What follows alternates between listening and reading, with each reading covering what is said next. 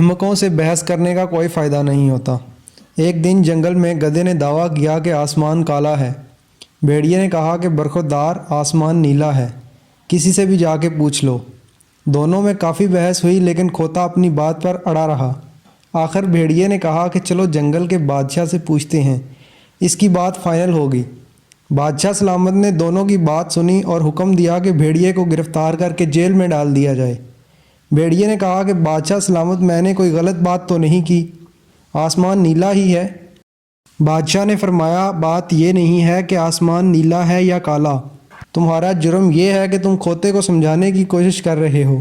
احمقوں سے بحث کرنے کا کوئی فائدہ نہیں ہوتا، آپ ان سے بحث کریں گے تو یہ کھینچ کر آپ کو اپنی سطح پر لے آئیں گے۔ اگر آپ کو ہماری ویڈیوز پسند ہیں تو مہربانی کر کے ہمارے یوٹیوب چینل کو ضرور سبسکرائب کریں۔ جزاک اللہ خیر۔ دن کی بہترین ویڈیوز دیکھنے کے لیے ڈیلی مورل ویڈیوز کو ضرور سبسکرائب کریں۔